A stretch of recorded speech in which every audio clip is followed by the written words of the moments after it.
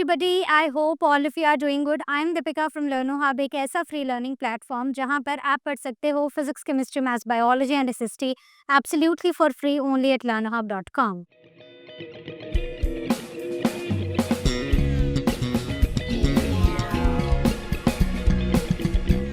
तो आज हम स्टार्ट करने जा रहे हैं आईसीएसई क्लास 7 बायोलॉजी का नेक्स्ट चैप्टर और चैप्टर है एक्सक्रीशन इन ह्यूमंस। तो ह्यूमन एक्सक्रीटरी सिस्टम के बारे में पढ़ने जा रहे हैं। तो चलिए शुरू करते हैं। सबसे पहली बात कि एक्सक्रीशन है क्या, यानी कि हमारी बॉडी से कुछ वेस्ट हार्मफुल चीज़ों को बाहर निकाल देना, उस प्रोसेस को हम एक्सक्रीशन कहते हैं। So the removal of unwanted harmful metabolic waste from the body is called as excretion. जितनी भी हमारी मेटाबॉलिक एक्टिविटीज़ हो रही हैं, मेटाबॉलिज्म में दो चीज़ें आती हैं, मैंने आपको पहले भी बताई थी। So metabolism is basically catabolism plus anabolism, right. Catabolism मतलब चीज़ों का ब्रेक होना एंड एनाबॉलिज्म मतलब चीज़ों का बनना, यानी कि to create new things, right. तो ये सारी एक्टिविटीज़ हमारे अंदर, कुछ चीज़ें टूट रही हैं, कुछ नई चीज़ें बन रही हैं, इनसे कुछ यूज़फुल चीज़ें बनती हैं, राइट, और कुछ यूज़लेस चीज़ें बनती हैं। अब जितना आप यूज़लेस चीज़ों को अपने अंदर रखोगे, उतनी ही वो चीज़ें आपके अंदर अकमलेट होके आपके लिए टॉक्सिक बनती जाएंगी, हार्मफुल बनती जाएंगी। So there are organs to remove these waste, और इन्हीं ऑर्गन्स को हम एक्सक्रीटरी ऑर्गन्स बुलाते हैं। तो अगर ये अनवांटेड वेस्ट हमारी बॉडी में रहेगा तो ये पॉइजन बनेगा, पॉइजन बनेगा तो ये हमारी बॉडी को हार्म करेगा। अब why it is excretion is necessary बता चुकी हूँ मैं आपको। To prevent the accumulation of the toxic waste, to maintain the internal chemical balance, that is homeostasis. Homeostasis क्या होता है, मतलब हमारी बॉडी में ना अंदर एक केमिकल बैलेंस बना हुआ है। हमारी बॉडी का एक पीएच है, हर ऑर्गन का, जैसे स्टमक का पीएच लोअर होता है, इंटेस्टाइन, माउथ, ईसोफेगस का पीएच अलग होता है। तो ये जो पीएच है ना, इसको बनाए रखना, साथ ही साथ हमारे टिश्यूज और ऑर्गन्स को डैमेज से बचाना। तो अगर आपको ये आ जाता है कि व्हाट इज एक्सक्रीशन या फिर define excretion and why excretion is important या नेसेसरी, तो आप ये सारे पॉइंट्स लिखोगे। Clear. Substances which are excreted. अब हमारी बॉडी ना अलग अलग तरह के सब्सटेंसेस एक्सक्रीट करती है, जैसे यूरिया एंड यूरिक एसिड्स। ये नाइट्रोजनस वेस्ट है, यानी कि वो वेस्ट जिनमें कि नाइट्रोजन है। So the process of break down of excess amino acids in the liver. तो जब हमारी बॉडी के अंदर एक्सेस अमीनो एसिड्स ब्रेक होते हैं, उनके ब्रेक होने से ये यूरिया और यूरिक एसिड बनते हैं। क्लियर है।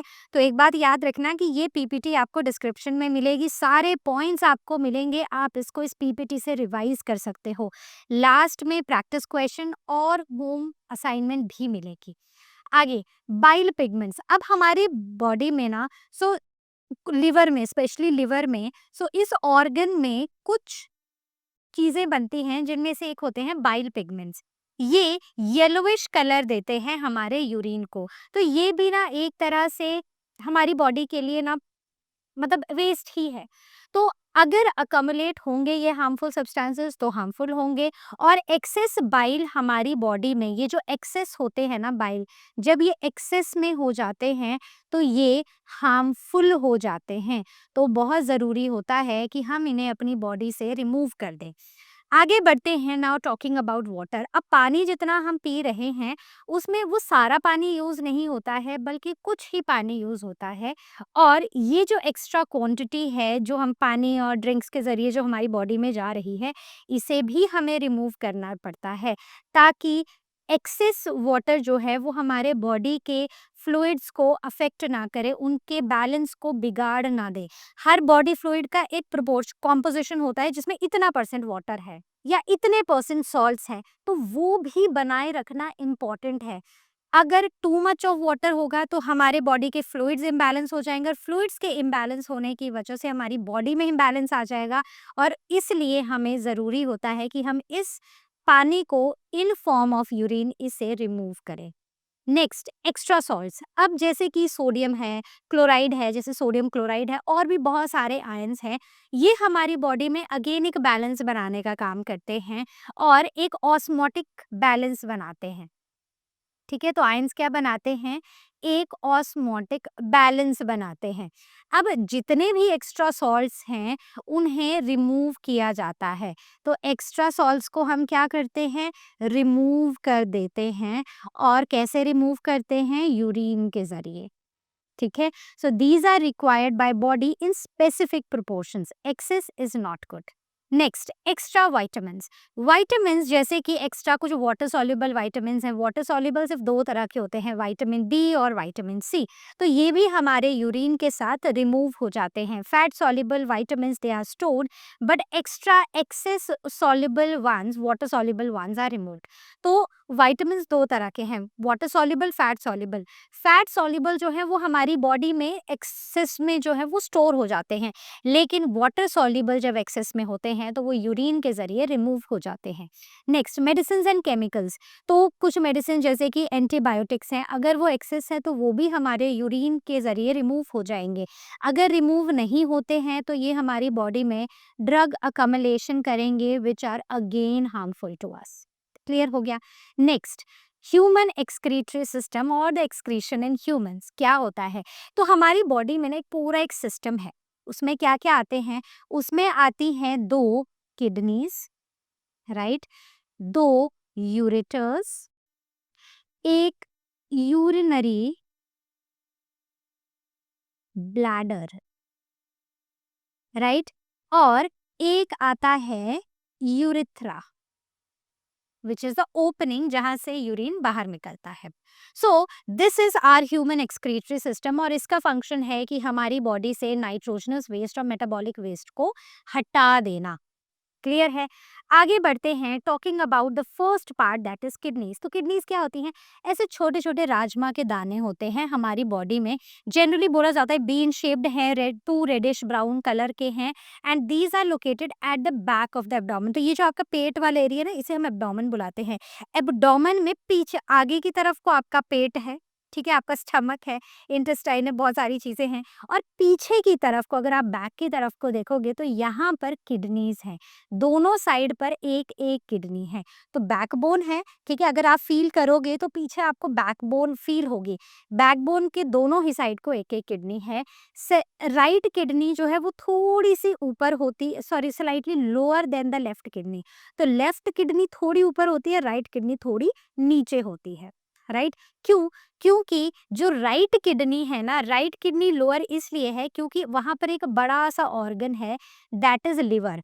एक बड़ा सा लार्ज सा लिवर है, तो उस लार्ज लिवर को अकोमोडेट करने के लिए वहाँ स्पेस यूज हो रहा है, तो इसलिए अब राइट किडनी नीचे है। तो याद रखना कि आपका लिवर कौन सी साइड पर है, अगर कोई आपसे पूछे तो याद रखना कि राइट किडनी नीचे है, तो मतलब राइट साइड पर लिवर है।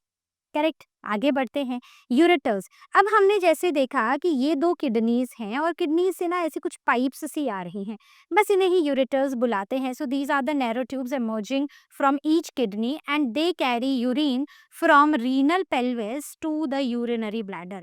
तो ये जो रीनल पेल्विस, पेल्विक एरिया होता है, पेल्विक एरिया से ये इस ब्लैडर तक जाती हैं और ब्लैडर में जाके पूरा यूरिन ड्रेन कर देती है, जो भी लिक्विड है उसको ड्रेन कर देती हैं।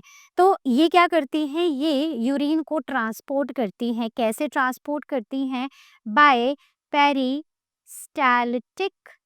मूवमेंट, यानी कि मस्कुलर कॉन्ट्रैक्शन मूवमेंट से। क्लियर है। Next is urinary bladder. अभी यूरिनरी ब्लैडर क्या है, सो ये एक मस्कुलर बैग है। जैसे एक बैग होता है ना, वैसे ही मसल्स का बना हुआ एक बैग है हमारे लोअर एब्डोमेन पे, जो यूरिन को टेम्परेरीली स्टोर करता है जब तक उसे बाहर निकाल ना दिया जाए। ठीक है, तो सबके फंक्शंस कहाँ पर कौन क्या काम कर रहा है, किसको किससे जोड़ रहा है, समझ आ गया। आगे, लास्ट इज यूरेथ्रा। तो ये वाला जो पोर्शन है, दिस इज यूरेथ्रा। तो this is a tube leading from bladder to outside. Males में ये लॉन्गर होती है और फीमेल्स में ये यूरेथ्रा शॉर्ट होती है। Function, passage of urine for excretion. Done. आगे, स्ट्रक्चर ऑफ किडनी। तो किडनी के स्ट्रक्चर की अगर हम बात करें तो इंटरनल स्ट्रक्चर ऑफ किडनी कैसा होता है, तो इसमें दो मेन रीजन्स होते हैं। Two main regions, one is cortex and another one is medulla. तो ये जो आउटर वाला है, राइट, ये जो बाहर वाला है, ये है कॉर्टेक्स, और ये जो अंदर वाला है यहाँ पर, दिस इज मेडुला, राइट। तो बाहर कॉर्टेक्स, अंदर मेडुला, अंदर वाला inner lighter region is medulla and outer darker region is cortex. Medulla drains urine into the funnel like renal pelvis. तो मेडुला से ही इन रीनल पेल्विस की तरफ को क्या जाता है, यूरिन जाता है, and renal pelvis opens into the ureters. तो यहाँ पर कलेक्ट होता है और फिर इन यूरेटर्स में यूरिन जाता है। Next is blood supply to the kidneys. अब क्योंकि किडनी भी हमारे बॉडी का एक पार्ट है, तो उसको भी काम करने के लिए उसको भी क्या चाहिए, उसको भी एनर्जी तो चाहिए, तो ब्लड तो देना पड़ेगा। ब्लड से ही ऑक्सीजन जाएगी, न्यूट्रिएंट्स जाएंगे, और ब्लड से ही वेस्ट बाहर आएगा। तो there are two blood vessels, renal artery and renal vein. Renal artery जो ऑक्सीजनेटेड ब्लड लेकर आती है containing waste to the kidney, right. तो इसमें ऑक्सीजनेटेड ब्लड होता है और उसमें वेस्ट होता है, और renal vein carries purified blood away from the kidney. तो इसमें ऑक्सीजनेटेड ब्लड आ रहा है, इसमें बहुत सारा वेस्ट है, और जो रीनल वेन है ये यहाँ से ब्लड को प्यूरिफाई करके ले जाती है।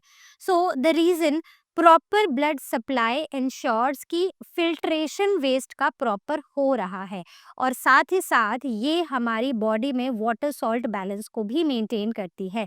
तो यहाँ पर अगर प्रॉपर ब्लड सप्लाई होगी, so proper blood supply ensures filtration of waste, right। दूसरा, maintenance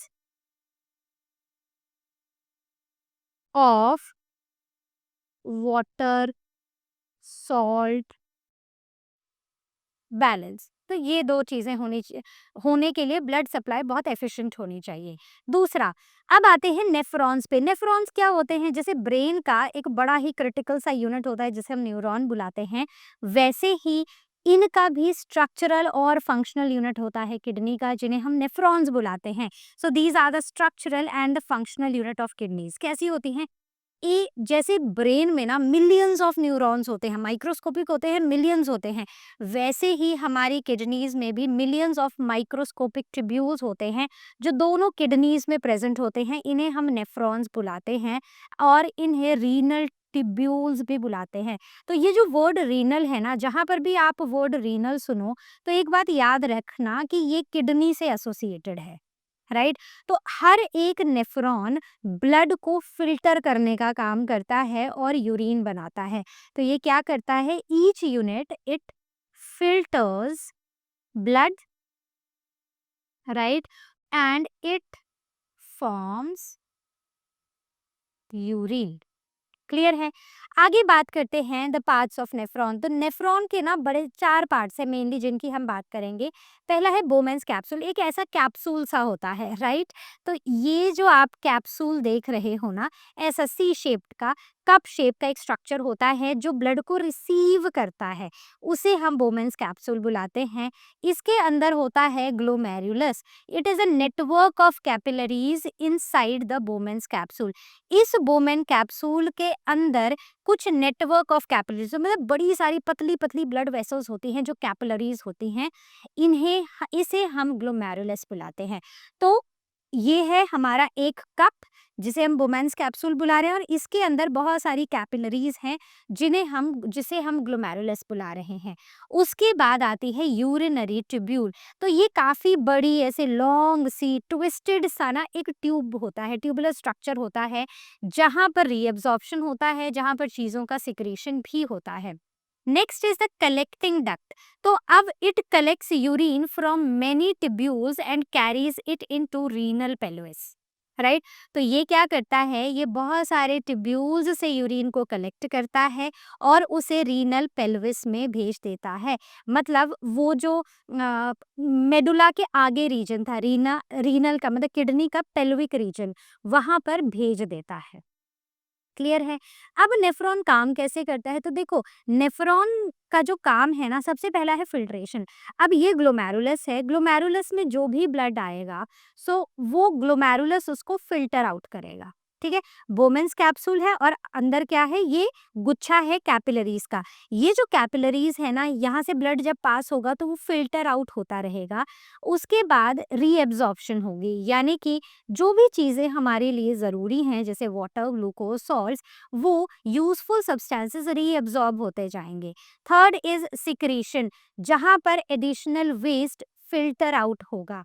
उसके बाद आता है यूरिन फॉर्मेशन, यानी कि फाइनली यूरिन का बनना इनटू द कलेक्टिंग डक्ट। ठीक है, यूरिन रीनल पेल्विस में है, उससे कलेक्टिंग डक्ट से रीनल पेल्विस में जाएगा, रीनल पेल्विस से वो यूरेटर में जाएगा, यूरेटर से वो यूरिनरी ब्लैडर में जाएगा और फिर यूरेथ्रा के थ्रू वो बाहर निकल जाएगा। तो स्टेप्स क्या है, FRSU, ठीक है, फारसू, right, filtration, reabsorption, secretion and urine formation. Clear हो गया। अब न्यूरॉन नहीं, नेफ्रॉन के फंक्शंस देखते हैं। इसका मेन फंक्शन ही है ब्लड को प्यूरिफाई करना, ब्लड को फिल्टर करना, प्यूरिफाई करना और यूरिन प्रोड्यूस करना। 3 काम है, पहले ब्लड को फिल्टर करेगा, ब्लड को प्यूरिफाई कर देगा और उसके बाद यूरिन बना देगा। ये 3 काम है। So blood entering the kidney via the renal artery, तो रीनल आर्टरी के थ्रू ब्लड किडनीज के अंदर आएगा, इसमें वेस्ट होगा और यूजफुल मटेरियल्स भी होंगे। तो ग्लोमेरुलस में क्या होगा, जितने भी ये मटेरियल है ना, जो भी वेस्ट है वो आ जाएगा, जिसके साथ कुछ यूजफुल चीजें भी फिल्टर आउट हो जाती हैं। नेफ्रॉन्स एक्सेस सॉल्ट को, वाटर को, सॉल्ट को, यूरिया को और बाकी सब्सटेंसेस को रिमूव कर देगा ब्लड से। ठीक है, अब जब ये ब्लड इन ट्यूब्स में जाएगा, ये जो बड़ी सारी ट्यूब्स है ना, सिर्फ ट्विस्टेड सी ट्यूब्स हैं, जब यहाँ पर ये फिल्ट्रेट जब यहाँ पर जाएगा तो जितने भी यूजफुल सब्सटेंसेस हैं जैसे ग्लूकोज है, सोडियम है, पोटेशियम आयंस है, ये रीएब्जॉर्ब हो जाएंगे। बात क्लियर हुई। सो रीएब्जॉर्प्शन एंश्योर्स कि जो भी इंपॉर्टेंट चीजें हैं वो हमारी बॉडी में वापस आएं, ताकि हम इंपॉर्टेंट चीजों को यूरिन के थ्रू लूज ना कर दें। बात क्लियर हो गई। तो फिल्ट्रेट, सबसे पहले रीनल आर्टरी से ब्लड आया इनटू द ग्लोमेरुलस, यहाँ पर जितना भी वेस्ट था वो फिल्टर आउट हुआ, जिसके साथ कुछ यूजफुल सब्सटेंसेस भी आ गए, मतलब एक्सेस चीजें ना निकल गई, ब्लड से बाहर आ गई। अब ये गया इस ट्विस्टेड वाली ट्यूब में और वहां पर ट्विस्टेड वाली ट्यूब में जाकर अब ये यहाँ से यूजफुल चीजें बाहर निकल गई, मतलब जितनी भी यूजफुल चीजें थी वो रीएब्जॉर्ब हो गई। रीएब्जॉर्ब होने पर अब सिर्फ यूरिन बना, जो जाएगा कहाँ पर, रीनल पेल्विस में, रीनल पेल्विस से वो जाएगा यूरेटर में, यूरेटर से यूरिनरी ब्लैडर और यूरिनरी ब्लैडर से यूरेथ्रा के थ्रू बाहर निकल जाएगा। So that is all about the functions of the nephron. अब what is the role of kidneys in urine formation, वैसे तो पढ़ लिया है लेकिन इन पॉइंट्स एक बार फिर देखते हैं। सबसे पहला है प्योरीफाई करना ब्लड को। सो जो ब्लड लीव कर रहा है किडनी को रीनल वेन से, देखो रीनल आर्टरी जो है, राइट, सो रीनल मतलब हम किडनी से रिलेटेड आर्टरी की बात कर रहे हैं, ये ब्लड लेकर आएगी इनटू द किडनी और जो हमारी रीनल वेन है वो ब्लड लेकर जाएगी आउट ऑफ द किडनी। इतनी बात क्लियर है। तो जो ब्लड रीनल वेन से बाहर जा रहा है, इट इज प्योर, उसमें कोई वेस्ट नहीं होता and it contains the right amount of water and useful substances. उसमें पानी भी होगा, उसमें यूजफुल सब्सटेंसेस भी होंगे, लेकिन एकदम राइट अमाउंट के होंगे। जिस इंसान की भी, मतलब क्योंकि हमारी किडनी सही फंक्शन कर रही हैं, तो हमारी किडनीज बिल्कुल सही से काम कर रही हैं। जब ब्लड फिल्टर हो रहा है तो उसमें पानी भी सही अमाउंट का आएगा और साथ ही साथ उसमें यूजफुल सब्सटेंसेस भी आएंगे। बात क्लियर है। तो ये जो प्योरीफाइड ब्लड है ये हमारी बॉडी में फ्लूइड बैलेंस बनाए रखने का काम करेगा। अब बात करते हैं the flow of urine. So the urine is formed in nephrons, right. तो यूरिन कहाँ बन रहा है, नेफ्रॉन में बन रहा है। It is collected in renal pelvis and it is moved to ureters, correct. तो यहाँ पर क्या बना, नेफ्रॉन्स है किडनी के अंदर जिसमें यूरिन बना, रीनल पेल्विस यहाँ जैसे होता है उसने कलेक्ट किया और यूरेटर्स इसे आगे की तरफ लेके गए। यूरेटर से टेम्परेरीली ये यहाँ पर स्टोर हुआ, ब्लैडर फुल हुआ और यूरेथ्रा के थ्रू सारा का सारा यूरिन बाहर निकल गया। यूरिनेशन क्या होता है? ये बड़ी ही छोटी सी एक टर्म है, मिक्चरेशन या यूरिनेशन, लेकिन कई बार टीचर्स एक मार्क में इसे आपसे पूछ लेते हैं और बहुत सारे बच्चों को पता ही नहीं होता, उनको लगता है ये क्या पढ़ना है, राइट? सो इम्पॉर्टेंट वर्ड्स क्या हैं? ये एक प्रोसेस है, क्योंकि ITON है, शन है, right? So it is basically a process, okay, of expelling urine from the body. Simple, इसे मिक्चुरेशन भी बुलाते हैं। और ये जो पीरियोडिक एम्प्टिंग होती है, ये बैक फ्लो को प्रिवेंट करती है, यूरिन के बैक फ्लो को प्रिवेंट करती है और किडनीज को डैमेज होने से रोकती है। अगर टाइम टू टाइम हमारा ब्लैडर खाली नहीं होगा, तो हो सकता है यहाँ पर बैक फ्लो हो जाए चीज़ों का, जिसकी वजह से यूरिनरी ट्रैक इन्फेक्शन हो जाए, जिसकी वजह से हमारी किडनीज डैमेज हो जाए। तो हमें टाइम टू टाइम अपनी किडनीज को खाली करना होता है। It is very important. Next, composition of urine. तो ह्यूमन यूरिन में क्या क्या चीज़ें होती है, मतलब जब हम यूरिन टेस्ट कराने के लिए जाते हैं, तो कौन कौन सी चीज़ें वो देखते हैं, अगर वो हैं, सही अमाउंट में हैं, तो मतलब हम एकदम हेल्दी हैं, हमारी किडनीज एकदम सही काम कर रही हैं। कौन-कौन है? सबसे पहले उसमें पानी होना चाहिए, राइट? तो मेन तो सॉल्वेंट पानी ही है। यूरिया होना चाहिए, यूरिक एसिड और मिनरल सॉल्ट्स होने चाहिए बहुत ही स्मॉल अमाउंट पे। ये जो मेजर वेस्ट हैं, these are the products of metabolism और ये हमारी बॉडी से रिमूव होने ही चाहिए। अब आते हैं कुछ एक्सेसरी एक्सक्रीटरी ऑर्गन्स पे। तो अगर हम मेन एक्सक्रीटरी ऑर्गन की बात करें, वो हमारी किडनीज ही हैं जो यूरिन बना रही हैं। लेकिन इसके सिवा भी ना हमारी बॉडी में बड़े सारे एक्सक्रीटरी ऑर्गन्स हैं। पता है आपको? नहीं पता है तो मैं बता रही हूँ। तो 3 ये हैं और चौथा एक और मैं बताने वाली हूँ। सबसे पहले स्किन, लंग्स, लिवर और एक और है salivary gland. So these are again one of the excretory organ. सबके बारे में पढ़ते हैं थोड़ा-थोड़ा। How skin is an excretory organ. सबसे पहले, जब भी हमारी स्किन में जैसे बड़ी गर्मी होती है ना, ऐसे स्वेट निकलता है। स्वेट जब निकलता है तो ये स्वेट ग्लैंड्स के थ्रू निकलता है और स्वेट ग्लैंड्स में एक्सेस पानी होता है, सॉल्ट्स होता है और इवन इसमें यूरिया और यूरिक एसिड के ट्रेसेस भी होते हैं। जैसे कि बोलते हैं टेस्ट करोगे तो सॉल्टी लगता है हमें स्वेट, तो टेस्ट नहीं करना चाहिए, क्योंकि सिर्फ सॉल्ट ही नहीं, यूरिया और यूरिक एसिड भी होता है उसमें, जो हमारे लिए पॉइजन है। So the evaporation of sweat cools the body. अब जब यही स्वेट हमारी बॉडी से इवेपोरेट होता है, तो हमें वो बिल्कुल ऐसी ठंडी ठंडी ठंडी वाली फीलिंग आती है। So removing salts and water, it regulates our body temperature and also it maintains our fluid balance. तो इससे क्या होता है? It regulates our body temperature, and secondly it maintains fluid balance। Clear है? चलो आगे बढ़ते हैं। Now the role of lungs in excretion। so carbon dioxide is produced in the body during the breakdown of glucose or the respiration। अब क्या होता है कि हमारे बॉडी के सेल्स हैं, इनमें क्या है? इनमें ग्लूकोज है। हमने ऑक्सीजन ली, यहाँ पर सेल्स के पास गई, ग्लूकोज ब्रेक हुआ और कार्बन डाइऑक्साइड बाहर निकल गई। अब ये प्रोसेस है रेस्पिरेशन का। रेस्पिरेशन में जो कार्बन डाइऑक्साइड निकल रही है, ये हमारे लिए वेस्ट है। अगर ये हमारी बॉडी में अकमुलेट होती रहेगी तो ये पॉइजन बनेगी और हमारी बॉडी के लिए टॉक्सिक हो जाएगी। तो इसलिए carbon dioxide passes from blood to lungs and it is exhaled through the mass. So carbon dioxide is harmful, तो इसको रिटेन करने से हमारा ब्लड क्या हो जाता है? अगर ये हमारी बॉडी में रिटेन रहेगी तो इससे हमारा ब्लड एसिडिक हो जाएगा, जो कि हमारी बॉडी के लिए हार्मफुल है। ब्लड का पीएच अराउंड 7.4 होता है और इतना ही रहना चाहिए। Next, the role of liver. Liver का क्या रोल होता है? So liver breaks down the excess amino acids to form urea. तो जितने भी एक्सेस अमाइनो एसिड्स हैं, लिवर में ये अमाइनो एसिड्स ब्रेक होते हैं और यूरिया बनाते हैं। Urea is transported to the kidneys for excretion in urine. साथ ही साथ liver also helps in removing the bile pigments, extra vitamins and many toxins. So liver क्या कर रहा है? बेसिकली लिवर हमारी बॉडी को डिटॉक्सिफाई कर रहा है। हमारी बॉडी में liver detoxify the chemicals and prepares waste for removal. Done? समझ आ गया? आगे बढ़ते हैं। Now talking about osmoregulation. लेकिन आपने एक बात तो मुझसे पूछी ही नहीं कि मैम आपने बोला था कि सलाइवरी ग्लैंड्स भी हमारे एक्सक्रीटरी ऑर्गन्स है, लेकिन आपने तो बताया ही नहीं। तो सलाइवरी ग्लैंड्स भी क्या करते हैं, ये ब्लड से यूरिया और यूरिक एसिड लेते हैं और उसको सलाइवा में डाल देते हैं, ठीक है। तो इससे क्या होता है कि ब्लड से कुछ यूरिया यूरिक एसिड रिमूव हो गया और इससे हमारी किडनीज पर प्रेशर थोड़ा कम हो जाता है। तो मतलब वो थोड़ा सा लोड किडनीज के साथ शेयर कर लेती हैं।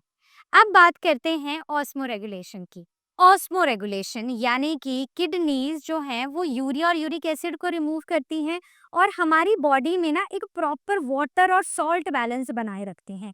बस इसी प्रॉपर वाटर और सॉल्ट बैलेंस को बनाए रखने को ही हम ऑस्मोरेगुलेशन बुलाते हैं। So regulation of water and salt concentration in the body is called as osmoregulation.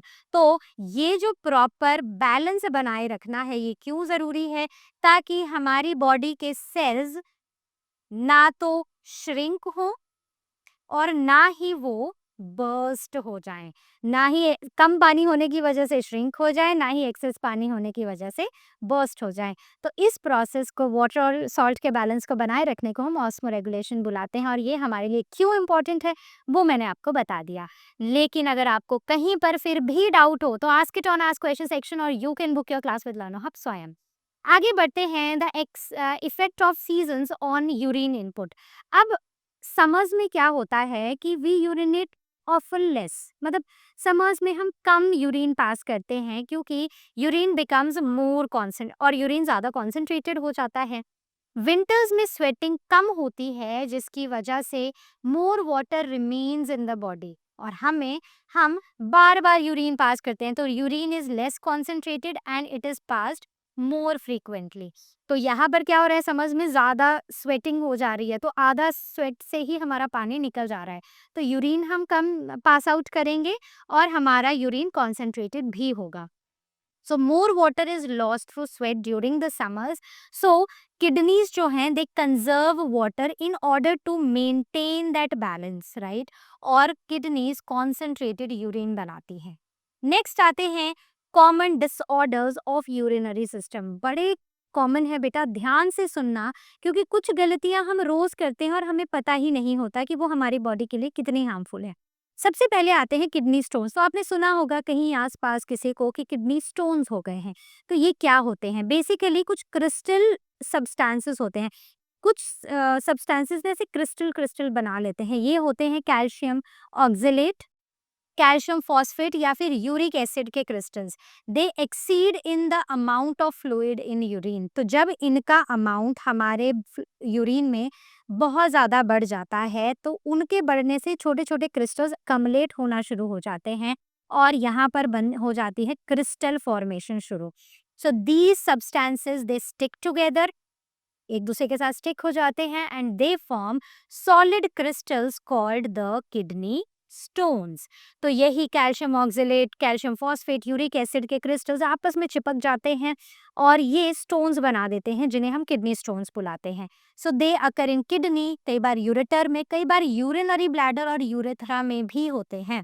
तो ये यूरिनरी सिस्टम में ना, मतलब किडनी से लेके यूरेथ्रा में, ये कहीं पर भी हो सकते हैं।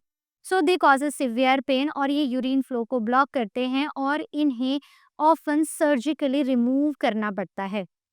इसलिए बोलते हैं कि पानी ज़्यादा पियो, यूरिन का फ्लो ना चलता रहना चाहिए, यूरिन कॉन्सेंट्रेट नहीं होना चाहिए, वो निकलता रहना चाहिए। तो इसलिए इट इज़ वेरी इंपॉर्टेंट, ये जो कॉन्सेंट्रेटेड यूरिन है ना स्पेशली, ये प्रमोट करता है क्रिस्टल फॉर्मेशन को। तो हमें क्या करना है, we have to drink lots and lots of water ताकि हमारा यूरिन कॉन्सेंट्रेटेड ना हो। नेक्स्ट बात करते हैं यूटीआई या फिर यूरिनरी ट्रैक इन्फेक्शन का।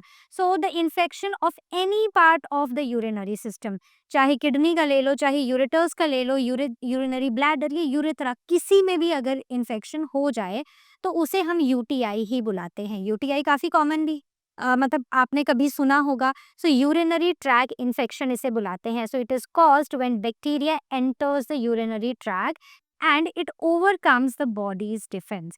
तो जब बैक्टीरिया यूरिनरी ट्रैक से आता है, इन्फेक्शन वहाँ से आता है बैक्टीरिया का, और ये हमारे इम्यून सिस्टम को, हमारे डिफेंस को वीक कर देता है। So symptoms: frequent and strong urge to urinate, painful and burning sensation while urinating. तो अगर देखना किसी भी दिन अगर आप कम पानी पियोगे ना तो आपको ये बर्निंग सेंसेशन यूरेथ्रा में फील होगी, and this is due to what, due to the urinary tract infection.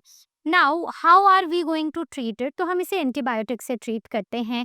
Mild UTIs 2 से 3 दिन में क्योर भी हो जाते हैं. सो बैक्टीरिया वो मल्टीप्लाई करते हैं इन द यूरिन. तो यहाँ पर यूरिन होगा, इसमें बैक्टीरिया मल्टीप्लाई करेंगे क्योंकि हम प्रॉपरली हाइजीनिक कंडीशंस नहीं बनाएंगे. कई बार हम पब्लिक टॉयलेट्स को, स्पेशली जो डब्ल्यूसीज होती हैं, मतलब जो इंग्लिश टॉयलेट्स होते हैं, उनके ऊपर बैठ जाते हैं, जिसकी वजह से ये इन्फेक्शन हमारी बॉडी में एंटर हो जाता है. तो पहली बात है कि it is very important that you use the public toilets very carefully, और आप प्रॉपर स्प्रे का यूज़ करो, आप प्रॉपर पी सेफ का यूज़ करो, जिससे आपको इन्फेक्शंस ना हो. और दूसरा, हाइड्रेट रहना बहुत ज़रूरी है कि अगर हाइड्रेशन नहीं होगी तो ये इन्फेक्शन बढ़ता जाएगा. यूरिन को रिटेन करोगे, बैक्टीरिया मल्टीप्लाई होता जाएगा और इन्फेक्शन बढ़ेगा. अगर आप time to time urine pass करोगे, हाइजीन बनाए रखोगे, हाइड्रेट रखोगे खुद को, तो ये प्रॉब्लम्स नहीं आएंगी. नेक्स्ट इज डायबिटीज और डायबिटीज मेलाइटिस. सो डायबिटीज मेलाइटिस मतलब जब भी हम डायबिटीज की बात करते हैं तो ब्लड में शुगर बढ़ गई है ना. So the presence of glucose in urine indicates the diabetes. तो डायबिटीज जिसमें ब्लड शुगर लेवल जो है वो एबनॉर्मली बढ़ जाते हैं. जब आपका यूरिन टेस्ट हुआ, उसमें शुगर लेवल बहुत ज़्यादा आया, तो चांसेस हैं कि आपको डायबिटीज हो सकता है. So excess sugar is to be removed from the blood through the urine. तो मतलब आपकी ब्लड में ना बहुत ज़्यादा शुगर घूम रही है, तो शुगर का इंटेक कम कर दो, कार्बोहाइड्रेट्स को कम कर दो. सो किडनीज इस चक्कर में एक्सेस ऑफ शुगर वो बाहर निकाल देती हैं, और इससे हमें पता चल जाता है, इसी वजह से यूरिन में कॉन्सेंट्रेशन शुगर की ज़्यादा होती है. Now coming on to the blood in urine, जिसे हिमेटोरिया बुलाते हैं. अब ये जो प्रेजेंस होती है ब्लड सेल्स की यूरिन में, इसे हम हिमेटोरिया बुलाते हैं. इट इंडिकेट्स इन्फेक्शन, कई बार ट्यूमर, कई बार इंटरनल ब्लीडिंग भी हो सकती है, और कई बार किडनी डैमेज भी हो सकता है अगर यूरिन में ब्लड आ रहा है. तो किडनी डैमेज होना, इन्फेक्शन होना, ट्यूमर होना या इंटरनल ब्लीडिंग होने का चांसेस होते हैं. तो कोई भी इंजरी या कोई भी डिजीज जिससे हमारा यूरिनरी ट्रैक इन्फेक्ट हो गया है और उस वजह से हमारा ब्लड लीक कर रहा है, ऐसा हो सकता है. Next, coming on to what happens if kidneys fail. अगर हमारी किडनी फेल हो जाती है तो क्या होगा? तो देखो कितना ह्यूज लॉस है. हमारा ब्लड कैसे फिल्टर आउट होगा, कैसे हमारे ब्लड से एक्सेस चीज़ें बाहर निकलेंगी, कैसे हम नीट एंड क्लीन हाइजीनिक, हमारा बॉडी नॉर्मली कैसे फंक्शन करेगी, हम वेस्ट, यूरिया, यूरिक एसिड को कैसे रिमूव करेंगे. सो अगर हमारी किडनीज प्रॉपरली काम नहीं करती हैं, if they become infected, injured या फिर डैमेज, तो उस केस में जो सर्वाइवल है ना, वो थोड़ा मुश्किल हो जाता है. लेकिन मान लो सिर्फ एक किडनी अफेक्ट हुई है और दूसरी किडनी बिल्कुल सही काम कर रही है, तो उस केस में एक इंसान एक हेल्दी किडनी पर भी जिंदा रह सकता है, नॉर्मली हेल्दी लाइफ जी सकता है. बस बात ये है कि देखो दोनों ही किडनीज में ना मिलियंस ऑफ न्यूरॉन्स होते हैं. बात सिर्फ इतनी है कि अब सारा का सारा काम ना सिर्फ हमारी एक किडनी करेगी, जिससे एक किडनी के ऊपर ना मतलब उसका जो काम है ना वो बढ़ जाएगा. अब जैसे आप घर में हो, है ना, आप भी घर में हो, मम्मा पापा, आपका कोई सिबलिंग है, अब सारा काम मम्मा ही करें या फिर हर बार सिर्फ मतलब जॉब सिर्फ पापा ही करें, तो सारा प्रेशर पापा पे है, पैसे कमाने का सारा घर का प्रेशर मम्मी पे है. So why not to help where you can help. Why not you help your mom and why can't she go out and also work for herself, right? So इसलिए ये पूरा लोड एक kidney पर आ जाता है. If both fail तो blood becomes loaded with the urea and the toxic waste. अगर कोई ट्रीटमेंट नहीं मिलती है तो पर्सन मर भी सकता है. So waste will not be filtered out और हमारी बॉडी में पॉइजनिंग हो जाएगी. नेक्स्ट, ट्रीटमेंट क्या है? सबको पता है डायलिसिस ट्रीटमेंट है. सो एक मशीन के जरिए ब्लड को निकाला जाता है, फिल्टर आउट किया जाता है और क्लीन ब्लड को डाल दिया जाता है. So it acts as an artificial kidney when the real kidneys failed. Blood flows from the patient, right. तो ब्लड पेशेंट से जाएगा, इस फिल्टर में यानी कि डायलाइजर में जाएगा, clean blood flows back into the body. तो कुछ ऐसा होता है, देखो यहाँ से ब्लड निकलेगा, ठीक है, तो ये है एक जगह से ब्लड लेंगे, ये जाएगा, ये यहाँ से गया, यहाँ को गया, इस फिल्टर डायलिसिंग मशीन में जाएगा और इससे ब्लड यहाँ पर जाएगा, वापस से ब्लड अब क्या होगा, यहाँ पे ये डायलिसिंग फ्लूइड है, राइट, तो ये फ्लूइड है यहाँ पर, यहाँ से ब्लड फिल्टर आउट होगा और अब यहाँ से वापस बॉडी में ब्लड आ जाएगा, करेक्ट। तो बस हमें ब्लड को फिल्टर आउट करके वापस डालना है, इससे urea, excess salts, extra water सब कुछ रिमूव हो जाता है।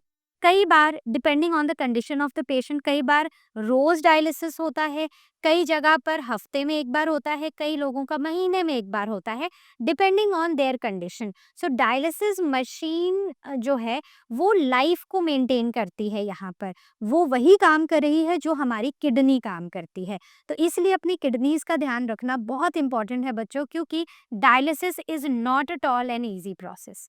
आगे बात करते हैं किडनी ट्रांसप्लांट की।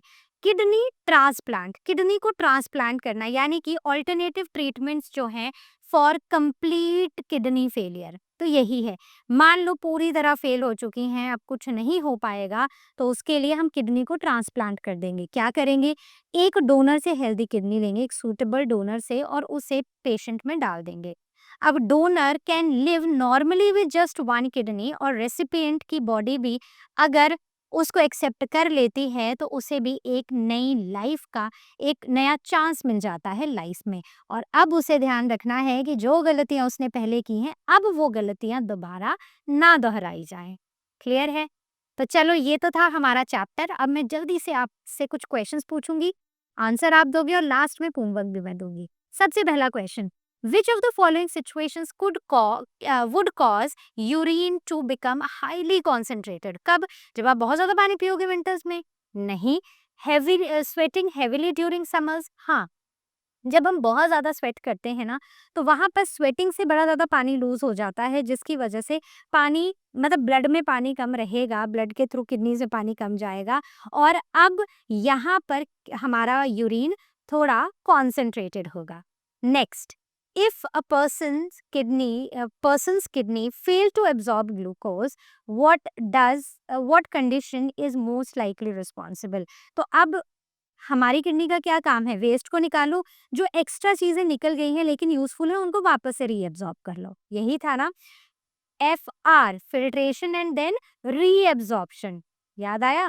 तो यहाँ पर रीएब्जॉर्प्शन में अगर हमारी किडनीज ग्लूकोज को नहीं एब्जॉर्ब कर रही हैं, यूरिन में बड़ा सारा ग्लूकोज आ रहा है, तो कंडीशन डायबिटीज हो सकती है, मतलब आपकी ब्लड में ऑलरेडी शुगर का लेवल बहुत ज्यादा है। Next, a kidney stone located in the ureter will mainly interfere with which process? किस प्रोसेस के साथ वो इंटरफेयर करेगा? जो किडनी स्टोन्स यूरेटर में होंगे, तो वो यूरेटर का क्या काम है, रीनल पेल्विस से यूरिन को ब्लैडर तक लेकर आना। तो फिल्ट्रेशन ऑफ ब्लड नहीं, वो तो किडनी ने कर लिया है। रीअब्जॉर्प्शन ऑफ सॉल्ट्स वो भी नेफ्रॉन कर चुके हैं। Transport of urine to urinary bladder, this is the correct option. Next, which of the following changes would occur in the body if nephrons fail to reabsorb essential ions like sodium and potassium ions? तो क्या होगा, blood becomes too thick, right? तो अगर which of the following changes would occur in the body, हमारी body में क्या होगा अगर nephrons fail to reabsorb the essential ions? तो ब्लड थिक हो जाएगा? नहीं। Body fluid balance become disturbed, yes. तो हमारी बॉडी का जो तो फ्लूइड बैलेंस है ना वो डिस्टर्ब हो जाएगा, जिसकी वजह से इम्बैलेंसेस हो जाएंगे, right. Next, a patient undergoes dialysis has blood flowing into the dialyzer and circulating through a special fluid. Why? क्योंकि वो फ्लूइड एक स्पेशल फ्लूइड की तरह काम करता है, यानी कि एक डायलाइजिंग फ्लूइड की तरह काम करता है, जो एक्सेस वेस्ट को रिमूव कर देता है। So to increase the urea production? नहीं। To allow the exchange of waste and salts? Yes. तो यहाँ पर वेस्ट और सॉल्ट्स के एक्सचेंज को ये प्रमोट करता है। Next, if a person drinks very little water but eats salty foods, which change is most likely, right? कम पानी पीता है, बड़ा सारा सॉल्टी फूड खाता है, बड़े सारे चिप्स ये सब खाता रहता है, तो क्या होगा? यूरिन बिकम्स मोर डाइल्यूट, ऐसा नहीं होगा। ग्लूकोज आ जाएगा, तो ग्लूकोज वो सॉल्ट खा रहा है, कार्बोहाइड्रेट थोड़ा ना खा रहा है, मतलब शुगर थोड़ा ना खा रहा है। Kidneys conserve water and excrete excess salts, तो बिल्कुल यही होगा। तो एक्सेस सॉल्ट आएगा और किडनीज क्या करेंगी? पानी को कंजर्व करने की कोशिश करेंगी। Next, a child complains of burning sensation while urinating and feeling the need to urinate frequently. What is the most probable reason? क्यों? किडनी फेलियर है? अरे नहीं। एक्सेस स्वेट है? बिल्कुल भी नहीं। अगर बार बार यूरिनेट मतलब बड़ा ज्यादा पानी जो है बॉडी में है, बार बार यूरिनेट का अर्ज है, तो पानी तो एक्सेस में नहीं है, मतलब स्वेटिंग तो एक्सेस में नहीं है, पानी जरूर एक्सेस में है। UTI could have cause bacteria, yes it is very common बच्चों। डायबिटीज भी नहीं, क्योंकि उसमें तो ग्लूकोज का लेवल बढ़ता है। UTI infections are very common in kids, क्योंकि कई बार जो स्कूल के वॉशरूम्स होते हैं दे आर नॉट क्लीन। आप कहीं बाहर जाते हो दैट वो क्लीन नहीं है, आप पानी कम पी रहे हो, इसकी वजह से हो सकता है। या फिर वॉशरूम आ रहा है, टीचर जाने ही नहीं दे रही है वॉशरूम, राइट? तो आप यूरिन रिमूव कर ही नहीं पा रहे हो, राइट? तो उस वजह से ये सब हो सकता है। Next, what will happen if glomerulus is damaged, मतलब ये वो सी शेप का क्या है? वुमेन्स कैप्सूल, और इसके अंदर ये जो गुच्छा है कैपिलरीज का, ग्लोमेरुलस, अगर ये डैमेज होगा तो क्या होगा? भाई कहाँ से फिल्टर होगा ब्लड? यहीं पर तो फिल्टर होता है। More water is reabsorb, no, filtration of blood will be affected. Ureter कैसे ब्लॉक हो जाएंगे? कोई किडनी, कोई वो सॉरी क्रिस्टल्स थोड़ी ना बनने हैं यूरेटर में। Liver will stop making urea, ऐसा भी कुछ नहीं होता है। Next, why it is possible for healthy person to donate one kidney and still live normally? क्योंकि liver takes over kidney functions, ऐसा कुछ नहीं होता है। One kidney is enough to perform the body's filtration needs, right? Kidneys regenerate completely, ऐसा नहीं होता है। या तो डायलिसिस होगा या फिर किडनी ट्रांसप्लांट होगा। Waste stop forming after donation, ऐसा कुछ नहीं है। तो एक ही किडनी है, उसमें भी मिलियंस ऑफ नेफ्रॉन्स है, तो ये जो नेफ्रॉन्स है ये ब्लड को फिल्टर करते रहेंगे, लेकिन अब सारा का सारा काम जो है ना वो एक ही किडनी पर आ जाएगा। Next, a person suffers from kidney failure has swollen ankle and face, why? क्योंकि यहाँ पर एक्सेस यूरिया है ब्लड में? नहीं, accumulation of salts and water in the tissue, exactly. तो ये जो एक्सेस पानी है वो भी रिमूव नहीं हो रहा है, एक्सेस सॉल्ट्स भी रिमूव नहीं हो रहे हैं। So B is the correct option. Next, which organ helps the kidneys by removing carbon dioxide from the blood? कौन हेल्प करता है? स्किन हेल्प करती है, लिवर, लंग्स या फिर सलाइवरी ग्लैंड्स? तो which organ helps in removing excess carbon dioxide? कौन है? लंग्स। अगर यहाँ पर यूरिया या फिर यूरिक एसिड लिखा होता तो सर ये भी हो सकता था, स्किन भी हो सकता था, लिवर भी हो सकता था, राइट? तो कार्बन डाइऑक्साइड का हमारी बॉडी से निकलना बहुत ज़्यादा ज़रूरी है बच्चों, क्योंकि अगर ये हमारी बॉडी में रहेगी तो हमारा ब्लड एसिडिक हो जाएगा। Next, what would happen if reabsorption in nephrons did not occur? अगर हमारे नेफ्रॉन्स में रीअब्जॉर्प्शन ना हो तो क्या होगा? यूरिन नहीं बनेगा या body would lose large amount of water and essential nutrients. Exactly यही होगा। Okay, next, if a person has dark yellow urine in the morning, right, and normal color later in the day, what does this indicate? क्या उसको kidney damage है? नहीं। क्या diabetes है? हो सक नहीं है। शुगर थोड़ी ना चेक किया है, it is just about the colour. Dehydration after sleeping, yes, क्योंकि जब हम रात को सोते हैं ना तो हम पानी नहीं पीते, जैसे दिन में तो हम पानी सिप सिप करके थोड़ा थोड़ा करके पीते रहते हैं, तो यहाँ पर ना पानी का इंटेक बहुत कम होता है, जिसकी वजह से सुबह यूरिन कॉन्सेंट्रेटेड होता है, सो डिहाइड्रेशन हो जाती है स्लीपिंग के टाइम पर। Now why does dialysis patient need frequent sessions? क्यों चाहिए? So dialysis permanently repair skin, right?